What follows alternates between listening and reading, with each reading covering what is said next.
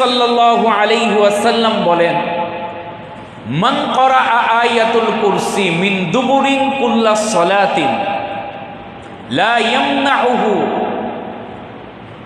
দাখালাল জান্নাতা ইল্লা আইয়ামুত।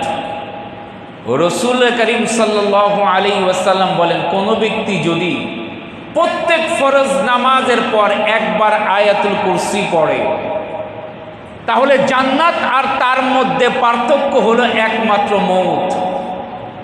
তার মৃত্যু হয়ে যাবে, সে আর ডাইরেক্ট আল্লাহর জান্নাতের মধ্যে চলে যাবে। এই আয়াতুল কুরসি এত পাওয়ারফুল একটা আয়াত, যেই আয়াতের মধ্যে তাফসীরকারক বলেন যে এই আয়াতের মধ্যে ইসমে আজম আছে। এই আয়াত পড়া কেউ যদি আল্লাহর কাছে দোয়া করে, আল্লাহ কখনো তার দোয়াকে ফিরায় দেয় না।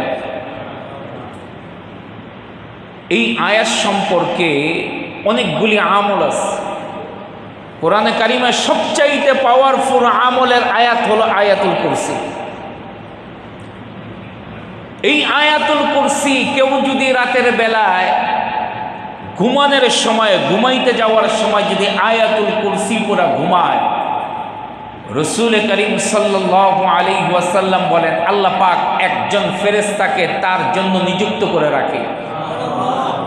মানব শয়তান, জিন শয়তান, যত ধরনের অনিষ্ট আছে, সমস্ত ধরনের অনিষ্ট থেকে আল্লাহ তারা হেফাজত করে।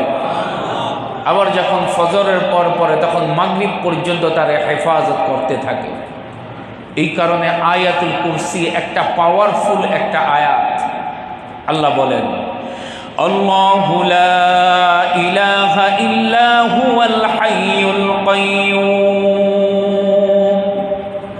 লা তা'খুযুহু সিনাতুন ওয়ালা নাওম লাহু মা ফিস সামাওয়াতি ওয়া মা ফিল আরদ মান যাল্লাযী ইয়াশফা'ু 'ইনদাহু ইল্লা বিইذনিহি يعلم ما بين أيديهم وما خلفهم ولا يحيطون بشيء من علمه إلا بما شاء وسع كرسيه السماوات والأرض ولا يؤوده حفظهما وهو العلي العظيم।